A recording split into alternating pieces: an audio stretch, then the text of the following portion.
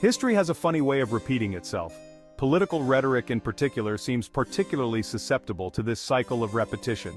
Leaders rise to power, promising change and decrying the sins of the past. And yet their words often echo the very figures they claim to oppose. Leaders demonize their opponents, painting them as existential threats to freedom and democracy. They use fear and division as political tools, rallying their base with promises of strength and security. This kind of rhetoric might sound familiar. It's the same language of fear and division that has been used to justify countless atrocities throughout history. When leaders resort to fear-mongering and demonization, they erode the very foundations of democracy.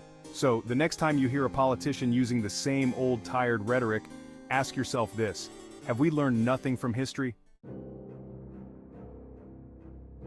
Remember when Joe Biden and Kamala Harris drew those not-so-subtle comparisons between Donald Trump and, wait for it, Adolf Hitler?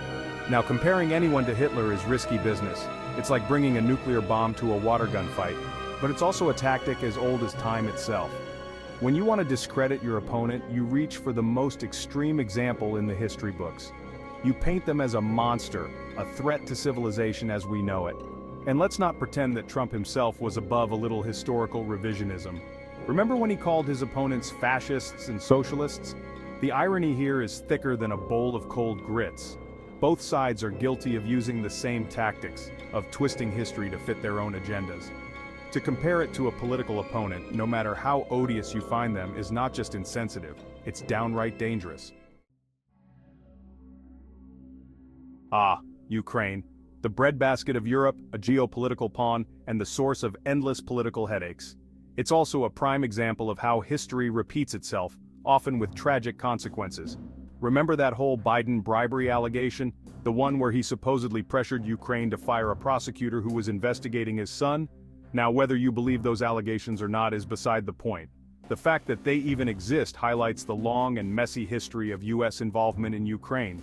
From propping up corrupt governments to meddling in elections, we've got a less than stellar track record in the region.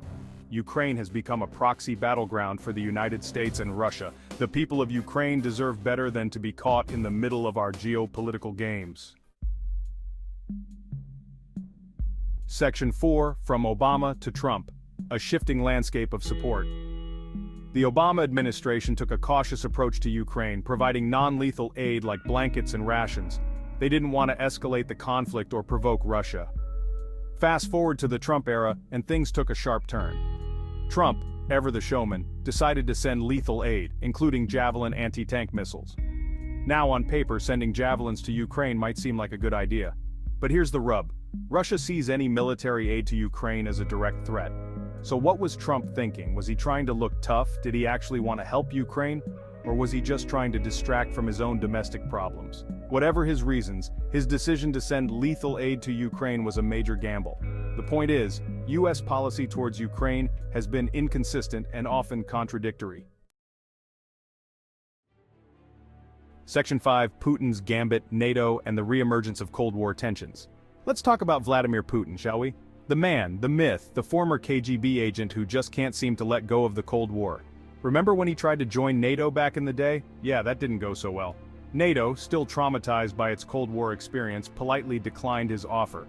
Fast forward to today, and Putin is still feeling pretty burned by the whole NATO thing. He sees NATO expansion as a direct threat to Russia's security, and he's not afraid to make his feelings known. Hence, the whole invading Ukraine because they might join NATO thing. Putin's actions in Ukraine are a stark reminder that the Cold War never really ended. The underlying tensions, the mistrust, the fear of the other, all of that never really went away. Are we doomed to repeat the mistakes of the Cold War, only this time with even more dangerous weapons at our disposal? Section 6, A Troubling Legacy, Lessons Unlearned, Conflicts Unending.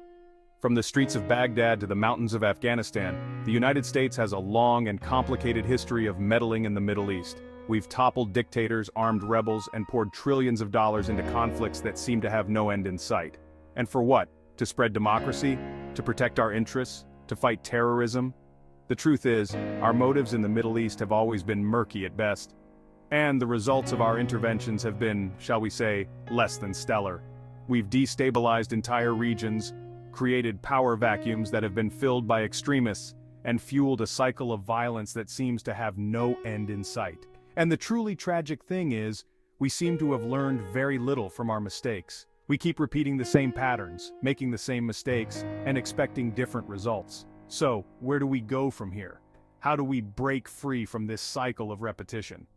Until we start learning from our mistakes, we're doomed to repeat them.